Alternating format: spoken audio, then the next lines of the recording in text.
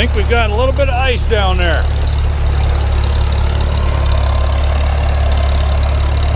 There, it started rolling. Keep going. You're good now.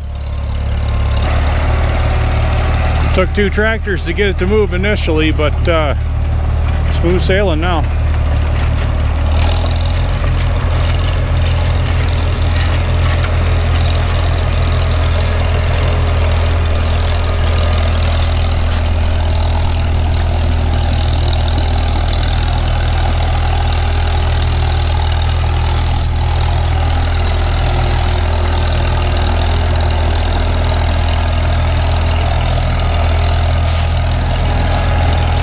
Now let's see if it wants to follow him. Yeah, we had to disconnect the steering because that's all wonky, but yeah, we're doing it.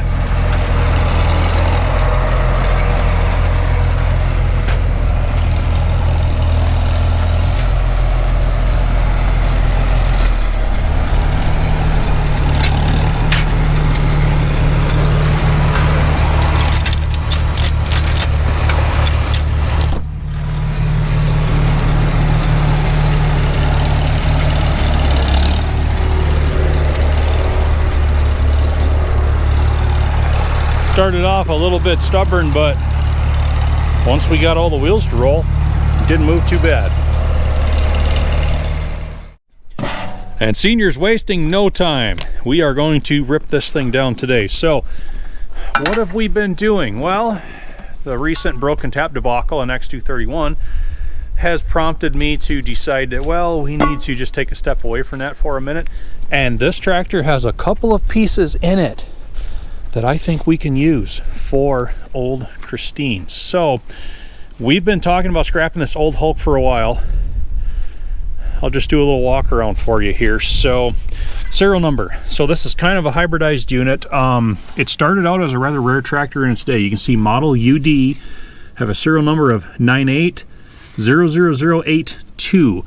So this was originally a U diesel special, but it has since been repowered with the straight gas engine out of a earlier straight model U.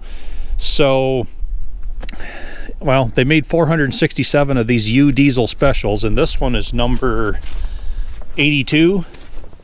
Yes, because they started at 9800001. This is 9800082. So it's a 55. They made them in 55, 56, 57. Like I said, 467 units. And they either ruined the original diesel engine or they wore it out, and then they swapped it out for the gas, which was a direct bolt up, and then they finished wearing that out. And when you look at it, it's safe to say a lot of hours, correct? Buku hours. Yes, lots of them. They've broken the wide front off at one time. This bracket has been welded. We've been welded here on that frame. Someone chiseled their name into this, and it looks like a G-A-J-E-N-L-R-U-D. No, S.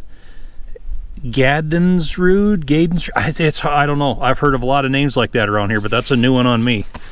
Someone's grafted an auxiliary power steering setup on this. I had to detach the drag link here from their Rube Goldberg welded mess in order to get it to steer this morning. Direct welded onto the front axle beam. That's been broken and popped. I don't even know what that's out of. All kinds of extra bracketry on the side frames. We bought this as a complete unit, but we took the engine apart, what, 10 plus years ago? Yeah, it's been about that. And we were trying to see if there was anything here. And I know the cylinders were beyond worn. The pistons, I think, had the loosest wrist pins in them that I've ever seen. The rod bearings are just big pockets of stuff where they'd been ate out. And I think we measured the rod journals and determined the crankshaft had already been ground to the maximum undersize and had been worn out beyond. So the crankshaft is gone, the rods were gone, the pistons were gone. Cylinders, well, maybe re-sleevable. We just decided after seeing that and couple it with the condition of the rest of the unit that it was beyond hope. This rim is shot. It's been leaking chloride fluid. You look at the drawbar back here, that's been completely worn out. This has been added. We've got like it used to have this rock shaft that went across, but it's been all torched off on this side. So that's pretty much junk. The seat, okay, the pins here for the adjustable rate spring, they've worn into those teeth to the point where that seat's done a lot of bouncing in its day. The thing's just, we're gonna scrap it, all right? We're gonna put it out of its misery, and we'll keep anything that may be saleable. If any of you all are looking for pieces from possibly the back end of an early U-Diesel special, let us know. Otherwise, well, I think we're going to try offering up a mechanical sacrifice to the angry Christine, and hopefully that'll give us some better luck with that project rolling forward. So, should we get busy? Let's do it. Let's go.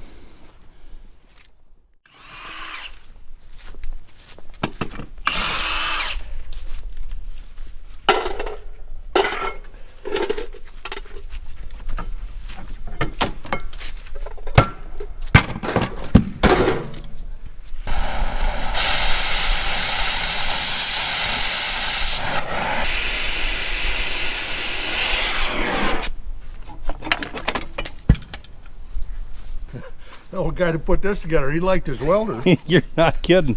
So here's everything on here is welded. I know.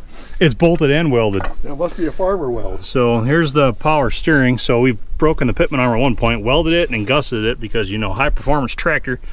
Here's the end of it that heaved out. This was a piece of old coil spring that they welded in there to kind of hold it. Just use what you got. This monstrosity of a pitman arm, they welded onto the tie rod link. Ugh. It's ugly. Yeah, here, all this bracket. Everything welded on. Yeah, it is. Bolted and welded. Yeah. Well, we'll cut it all off.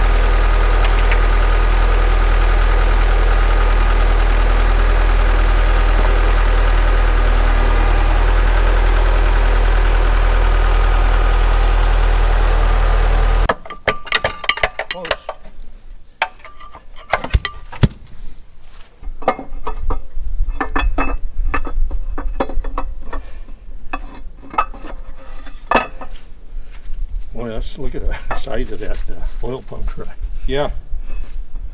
It's a big old gear. Cut right in the middle journal. That's kind of neat. We were just admiring the engineering right here. They cut the gear for the oil pump teeth, the drive, right into the center journal of that cam. And it's big stuff. Mesh right in and drive just like that. That is cool. And for all the aviation guys who are professionals in every right, but that have conniption fits and just about go into a seizure and swallow their own tongue when they see my safety wiring on main bolts, this is what you usually find. Yeah, it makes mine look pretty good, I think.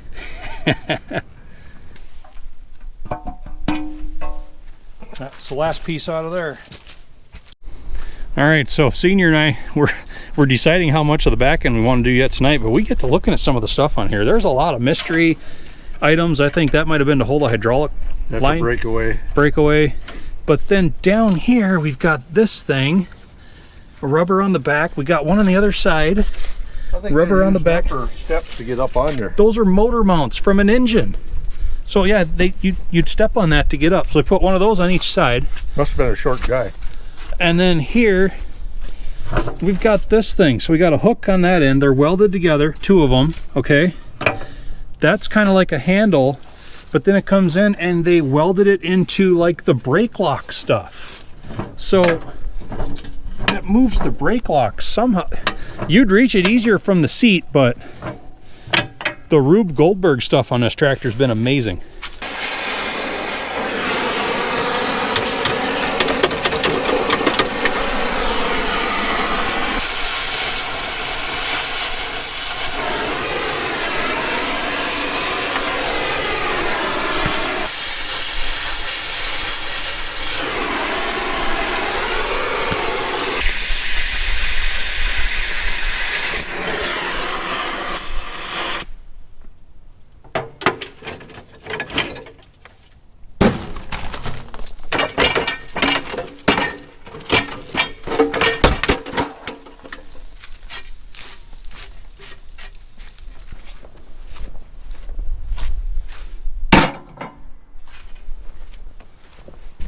So torching some more of our custom metal off of the drawbar back here, and look what we have for spacers.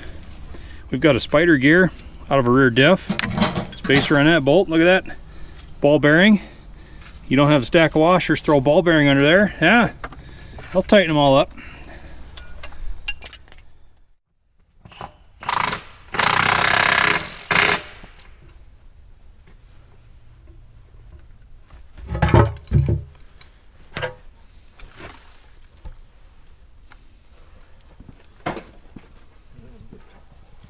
First look into the back end, well, the transmission doesn't look too bad. There's some rather good sized gears in there. A little bit of condensation rust going on, but you look at the back, ring gear pretty much ate it from sitting. That's the trouble when you have old tractors like this that sit for a long time. They'll rust from the inside out, just condensation. But oh man, we've got some spalling on the bull gear teeth. Get you all down there so you can get a little better look at it. Yeah. And they've been flipped once. The way they're positioned now, that would be the reverse direction rotation. So they've identified the wear, flipped them, and they've started wearing the second side. This one is starting to lose a tooth. Typical of a high hour tractor. So I feel a little bit better about junking it out now.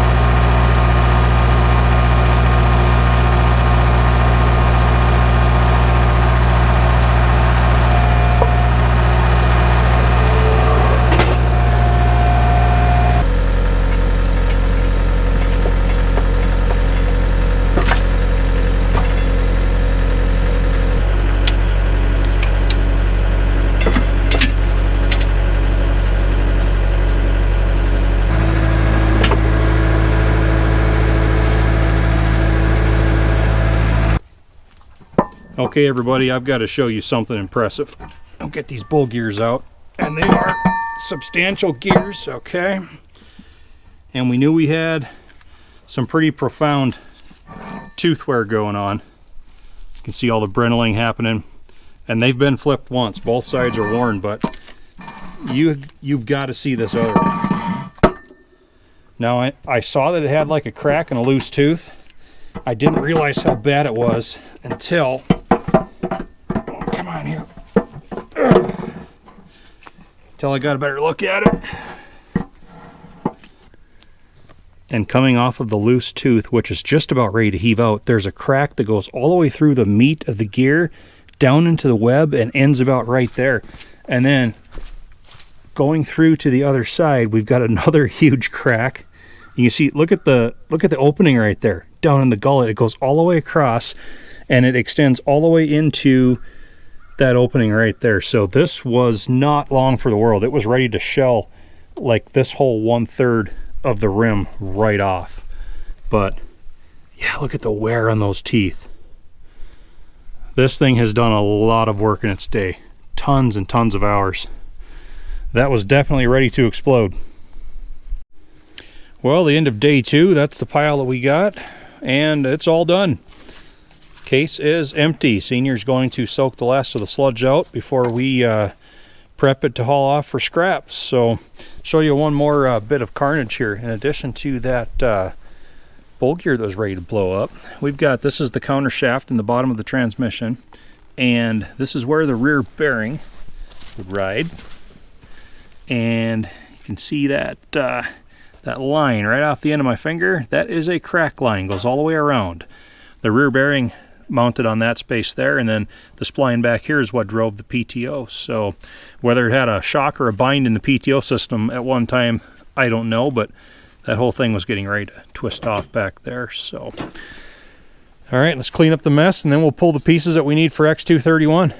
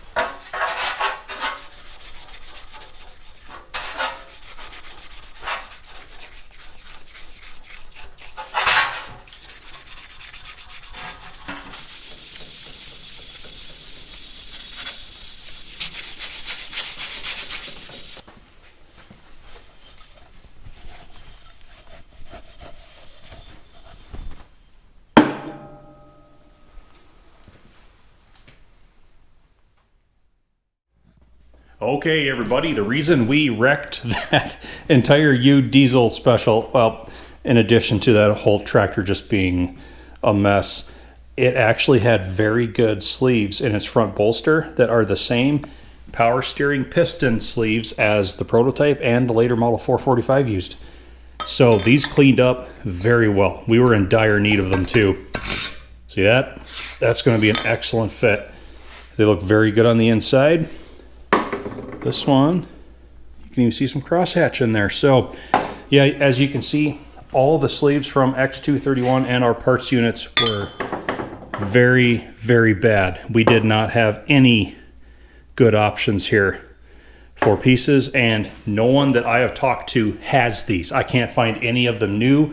I have not found any reproductions. And Senior the other day says, you know, I think that U Diesel Special probably has the same pieces. We went down, checked it out. They looked promising. So we said, well, we've been talking about just putting that poor tractor out of its misery for a while. Let's go do it. And another thing that tractor was good for, look at all of these Rockford bolts. I saved everything that was good. We are well stocked for right, correct, and proper Minneapolis Moline hardware now. So to make this mechanical sacrifice complete, may this gesture be taken as an oath of goodwill to the angry and powerful Christine.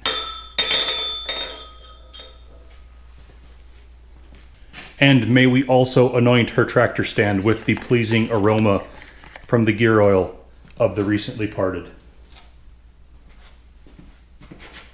Yay. Now, play nice. Thank you for watching, everyone. I know this episode was a bit of a sidetrack, but, well, we've been wanting to get that poor wreck of a tractor put out of its misery for a while now.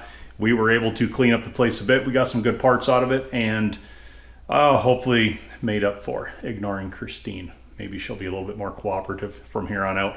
The front bolster work will resume again next time, and I hope to see you all back for that.